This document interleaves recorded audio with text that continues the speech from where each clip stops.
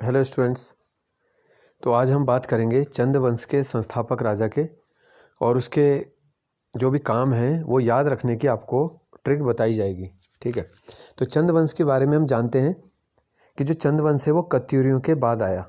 चंद जो राजा थे वो कत्यूरियों के सामंत हुआ करते थे, और जब अंतिम कत्यूरी राजा का पतन हुआ यानी कि ब्रह्मदेव का, तो ब्रह्मदेव की पुत्री से ही सोमचंद का विवाह हुआ।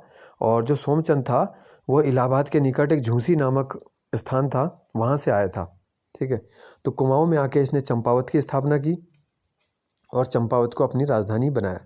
इस प्रकार से कुमाऊं में चंद वंश की स्थापना हुई है। तो चंद वंश का जो संस्थापक राजा है वो है सोमचंद। अब हम इसके देखेंगे इसने क्या क्या काम किए।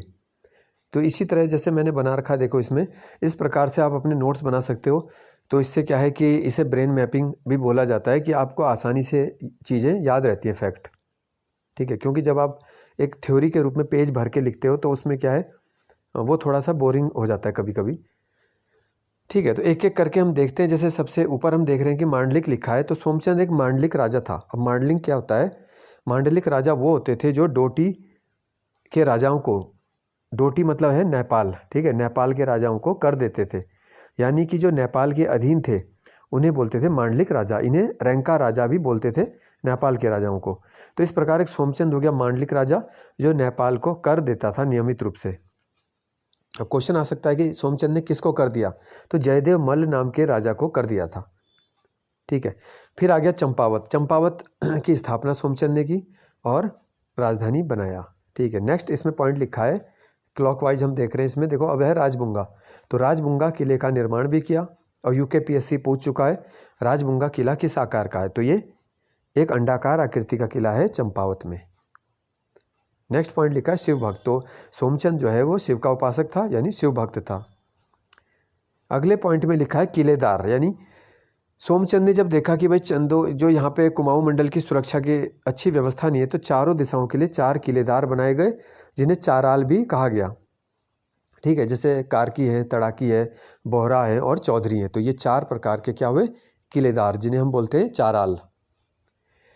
अगले में लिखा है पॉइंट में पंचायती राज। तो इस पॉइंट से आपको याद रखना है कि कुमाऊं में पंचायती राज व्यवस्था कौन लाया? तो सोमचंद लाया। इसने बूढ़े सयाणों की नियुक्ति भी की, जिनका काम होता था गांव से कर का एकत्रण करना। ठीक है, नेक्स्ट पॉइंट आ गया एपण। तो कुमाऊं में जो एपण चित्रकला है एक, उसकी शुरुआत भी सोमचंद के समय भी है। ठीक है, वर्तमान में मीनाक्षी खाती को एपण गर्ल ऑफ उत्तराखंड या कुमाऊं के नाम से भी जानते हैं। तो ये सारे फैक्ट आपको याद रखने हैं। और लास्ट आ गया कि दोनकोट। तो दोनकोट के एक राजा थे, उनको भी हराया था सोमचंद ने। ठीक है ना। तो इतने सारे जो है फैक्ट आपको, और जो मेहरा जाति के लोगों को सेनापति बनाया, ठीक है, मेहरा जाति के लोगों को मंत्री बनाया, फर्तियालों को सेनापति बनाया। तो ये सब चीज़ें होगी, ये सारे फैक्ट्स आपको याद रखने हैं।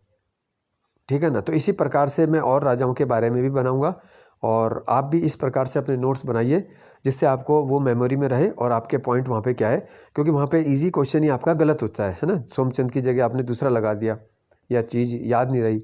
और अगर आपका रिवीजन का लेवल बहुत अच्छा है तब तो आपको कन्फ्यूजन कम होगा। लेकिन इस प्रकार से आप कुछ इंपॉर्टेंट नोट्स ऐसे बना सकते हैं जिसको आप एग्ज़ाम से 1 हफ्ते पहले, 3 दिन पहले रिवीजन करोगे।